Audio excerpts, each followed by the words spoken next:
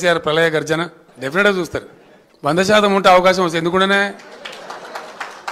అవకాశం వస్తే ఉండరు. ఎవరైనా నాకు అర్థం గమ్మత్తు నువ్వు నీకు అంత అమాయకున్నా అవకాశం రావాలనే కానీ ఎందుకుండవు నాకు అర్థం కాదు. I will be in the race. మా సురేష్ బాయ్ సాబ్ నవ్వుతున్నాడు. ఆయనే రేపు కేశవరావు వెళ్ళిపోయింది కాబట్టి రేపు మా parliamentary party leader Suresh Reddy గారు కాబోతారు. రేపు నేను లెటర్ ఇష్యూ చేస్తా ఉన్నా చైర్మన్కు. ఈ will be the main player in Delhi on behalf of BRS. Phone tapping కేసులో రాధాకిషన్ రావు మీ ఆదేశాలనే మేము పాటించినాము, మా సొంత నిర్ణయాలు ఏం తీసుకోలేదని సిఆర్పిసి 141 సెక్షన్ స్టేట్మెంట్ ఇచ్చారు సార్. వాడోడా Radhakishan Rao? Who is he? DCP sir. DCP నాకు తెలియదు. నీకు అంత తెలుసా? నీకు ఆయన రాష్ట్రంలో 100 మంది డీసీపీలు ఉంటారు. వాడు కూడా ఒక్కరి పేరు పట్టుకుని ఉన్నాను అడిగింది. నాకు అర్థం కాదు. తలా తోకలేని ప్రశ్న అది. అసలు ఆ ఫోన్ ట్యాపింగ్ ఏదో మీకు పిచ్చి పట్టుకున్నది. కానీ ముఖ్యమంత్రికి ఫోన్ ట్యాపింగ్ ఏమైనా సంబంధం ఉంటారా? రాహుల్, నువ్వు ఇంత పెద్ద సీనియర్ లీడరు. ముఖ్యమంత్రి gets reports from the intelligence department. వాడు ఎట్లా తీసుకొచ్చిన రిపోర్ట్ మాకెట్లా తెలుస్తుంది? నాకు అర్థం కాదు. వాడు ట్యాపింగ్ చేసిండా, టూపింగ్ చేసిండా, డబ్బులు ఇచ్చిండా, ఇంకేదైనా రహస్య వ్యవస్థ పెట్టుకున్నా మాకు ఎందుకు తెలుస్తుంది? అదో ఇష్యూ అవా ఇంత సిల్లి. ఆ గవర్నమెంట్ ఎంత సిల్లి ఉన్నదో మీరు కూడా అట్లా తయారైపోయిన పూర్తిగా. What is that non sense? నాకు అర్థం కదా. ఫోన్ ట్యాపింగ్ అదో పెద్ద ఫినాయిల్ పెట్టి నోలు కడుపుకున్న పరిస్థితి తెస్తూ ఉన్నారు. ఎవడో కొందరు బాగాగాలు పని లేక ఫోన్ ట్యాపింగ్ తోకట ఏం ట్యాపింగ్ అయినా నాకు అర్థం కాదు. ఇలా ఈ ముఖ్యమంత్రి తరఫున ఇంటెలిజెన్స్ ట్యాపింగ్ చేస్తలేదా అండి? Do you say that? ప్రతి ప్రభుత్వానికి ప్రపంచంలో గూఢచార వ్యవస్థ లేని ప్రపంచమే ఉండదు, ప్రభుత్వమే ఉండదు. వాళ్ళు సమాచార సేకరణ చేసి ప్రభుత్వానికి ఇస్తారు. సాయంత్రానికో పొద్దున్న early morning, every morning intelligence comes and brief the chief minister about the law and order situation. చాలా ఉంటాయి. మన దగ్గర హైదరాబాద్లో పేలుళ్ళు జరిగినాయి, అట్లాంటిది ఏదైనా ఉంటుంది, ఇంకేదైనా ప్రమాదాలు ఉంటాయి, కొన్నిసార్లు కొన్ని విచిత్రమైన దొంగల ముఠాలు వస్తాయి.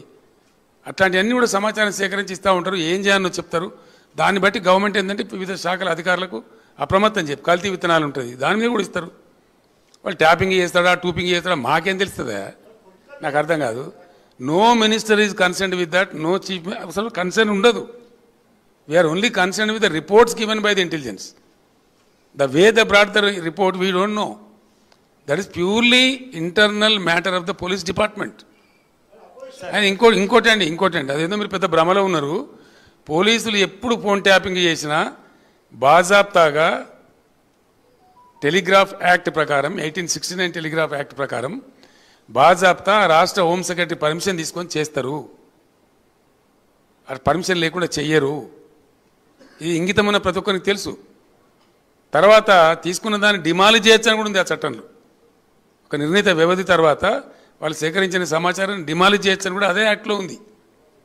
ఇది తెలియకుండా అదేదో పెద్ద భయంకరమైన వ్యవహారం అన్నట్టు, దాని ఏదో తోకమట్టం ఏదో కొండందో వెలకబట్టుకున్నాం అన్నట్టు ఏమి బట్టి ట్రాష్ గ్యాస్ దాంతో ఏం అయ్యేది. మీరు ఆ భ్రమలు ఉండకండి సార్. తెలంగాణ ఉద్యమ సమయంలో 2001 నుంచి 2014 దాకా కేసీఆర్ కుటుంబ సభ్యులకు పారాగాన్ చెప్పులు వేసుకోనేటువంటి వ్యక్తులు అదే సమయంలో డీజిల్ పోసుకుందామన్నా కూడా కారుకు అట్లాంటి పరిస్థితులు ఉన్నటువంటి వారు ఈరోజు లక్షల కోట్లు సంపాదించారు. వాళ్ళ డబ్బునంతా స్వాధీనం చేసుకుంటామని పదే రేవంత్ రెడ్డి చెప్తున్నారు. చాలా సంతోషం. చేసుకోమని వెంటనే అర్జెంటుగా చేసుకోమని చెప్పాలా?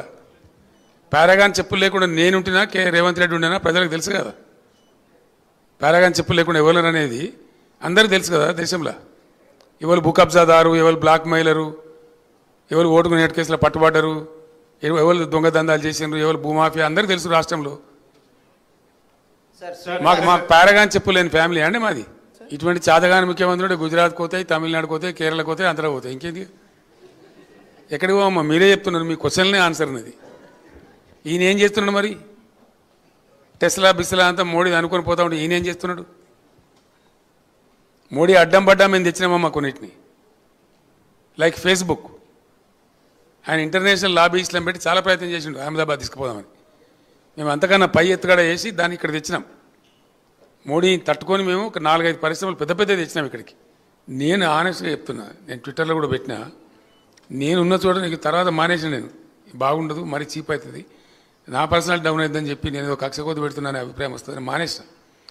నేనుండే ప్లేసులలో నేను ఎక్కడైతే ఆగుతుంటానో నైట్ హాల్ట్స్ కానీ ఇంకో చోట కానీ 7-8 సార్లు పవర్ పోయిందండి నేనుండే చోట. ఒక చోటది మాత్రం నేను ట్విట్టర్లో పెట్టి ఆ తర్వాత మానేసిన. ఇది ఇంతే, ఇక లాభం లేదు, దున్నపోతు మీద వనబడ్డట్టున్నది, అని చెప్పి మళ్ళీ దాన్ని కూడా ఏదో ఇది నిజం కాదు అని వీళ్ళు పిచ్చోళ్ళలాగా అరవటం, అది నా స్టాండర్డ్ తగ్గిపోద్దని నేను మానేసుకున్నా. 7-8 టైమ్స్ పవర్ ఫెయిల్యూర్, ఒకసారి కాదు, నేను ఉండగానే 2 సార్లు 3 సార్లు పవర్ పోవటం. ఊళ్ళలో అయితే అసలు దిక్కులేదు, దివానం లేదు. మళ్ళీ రైతులు చాకులు కొట్టి చచ్చిపోవడం, పాములు గడిచి చచ్చిపోవడం, అవన్నీ మీరే రిపోర్ట్ చేసినారు, మీ అందరికీ ఇన్ఫర్మేషన్ ఉంది, అది ఫ్యాక్టు. దాంతో పంటలు ఎండిపోవడం కరెంటు కోతలతోని చాలా పెద్ద, అది ఇంపార్టెంట్ ఇన్పుట్. ఒక అభివృద్ధి చెందుతున్న దేశంలో, అభివృద్ధి చెందుతున్న రాష్ట్రానికి, చాలా ఫాస్ట్ అభివృద్ధి చెందుతున్న తెలంగాణ లాంటి రాష్ట్రానికి very very important input is power. Multiple benefits ఉంటాయి ఒక్కొక్క ఇన్పుట్లో, ఒక్కొక్క దాంట్లో. Power is not an easy matter today. ఎట్లా అంటే ఊళ్ళో మామూలు పిండిగిరిని నడుపుకునేటువంటి మామూలు చిన్న సైజు చిరుద్యోగి ఇండస్ట్రియలిస్ట్, చిన్న తరహా పరిశ్రమ నడుపుకునేటువంటి పిండిగిరిని నడుపుకునే వ్యక్తి నుంచి అపాచే హెలికాప్టర్లు తయారు చేసే వాళ్ళ దాకా ఎఫెక్ట్ చేస్తుంది. పవర్ ఉండటము లేకపోవటం అనేది చాలా పెద్ద విషయం. పిండిగిరిని నడుపుకునేవాడు, సామిలు నడుపుకునేవాడు, వాడు బాధపడతాడు అక్కడ. ఇక్కడ ఈవెన్ అపాచే హెలికాప్టర్ తయారు చేసేంత భారీ కంపెనీలు కూడా పెద్ద ఒక రకమైనటువంటి అవిశ్వాసానికి లోనైతే అది చాలా తీవ్ర పరిణామం. అట్లనే వ్యవసాయం చేసుకునేటువంటి మామూలు రైతు నుంచి అమెజాన్ లాంటి ఐటీ కంపెనీ కూడా దిగ్భ్రాంతి కలిగిస్తుంది. అది కారణం ఏంటంటే నేను ఎఫెక్ట్ అవుతాను రైతు అనుకుంటాడు, నేను ఎఫెక్ట్ అవుతాను ఐటీ వాళ్ళు అనుకుంటారు. అది చాలా పెద్ద ప్రమాదం. అది రాష్ట్ర భవిష్యత్తుకి ఒక రకమైనటువంటి ఇబ్బంది కలిగించేటువంటి కథ. దాన్ని ఎందుకు దెబ్బతీసినో నాకు అర్థం కాలేదు. ఏం కొరత లేదు, సింగరేణి మనది, బొగ్గు కొరత లేదు, నీళ్ళ కొరత లేదు, మనుషుల కొరత లేదు. అదే ఉద్యోగస్తులు ఎందుకు నడపలేకపోయారు కరెంటును? ఏం సమాధానం చెప్తారు కాంగ్రెస్? అదే ఆగ్రహం ఉంది ప్రజలలో. నేను అదే మాట మాట్లాడిన ఇప్పుడు నా ఉపన్యాసాలలో. కేసీఆర్ పక్కగా జరగగానే కట్కా బంద్ చేసినట్టే, తెలంగాణ భాషలో స్విచ్ ఆఫ్ చేసినట్టే కరెంట్ ఎక్కడ పోయింది?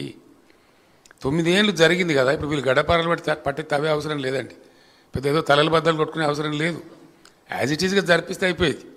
వాళ్ళ లాజిక్ కోల్పోయారు పాపం. దురదృష్టం ఏంటంటే వాళ్ళు అతికిపోయి, అప్పుడు మేము ఏం చేసినామంటే అన్ని సమీక్షల తర్వాత టాప్ టు బాటం చాలా అద్భుతమైన అనుభవం ఉన్నటువంటి టెక్నోక్రాట్స్ని పెట్టి నడిపినాం ఆ సంస్థను.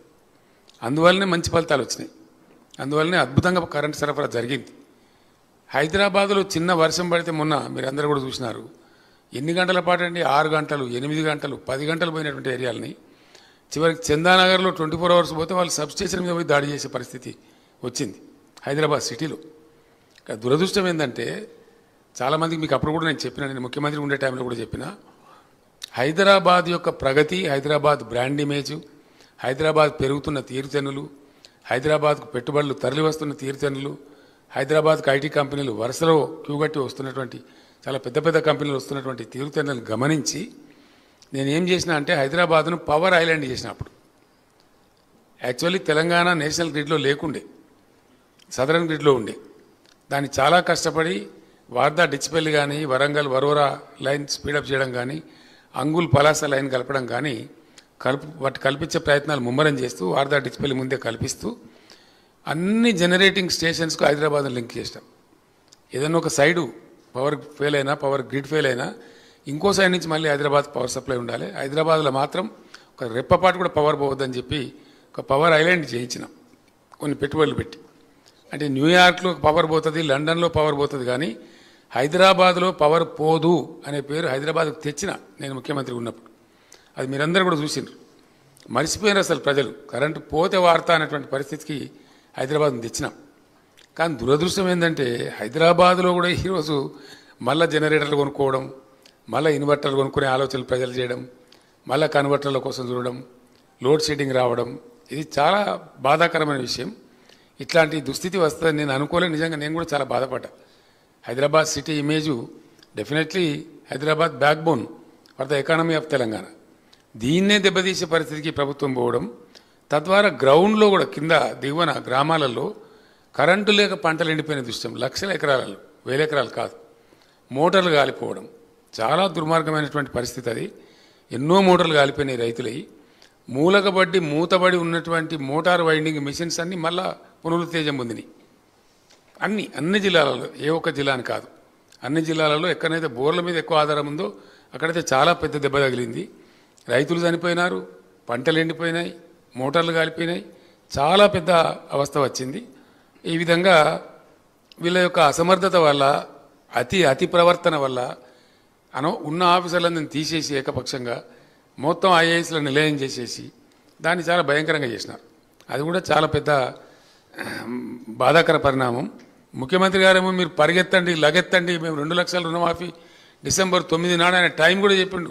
డిసెంబర్ 9 నాడు 10:30 గంటలకు మొత్తం చేసి పడేస్తే అయిపోతుంది అని ఆయన చెప్పిండు.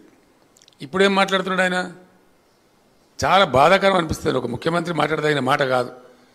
ఆయన స్వయంగా మరి ఎంత ధైర్యమో, అది ఏం ధైర్యమా లేకపోతే ఆయన అర్భకత్వమా, తెలివి తక్కువతనమా, మూర్ఖత్వమా అర్థం కాదు.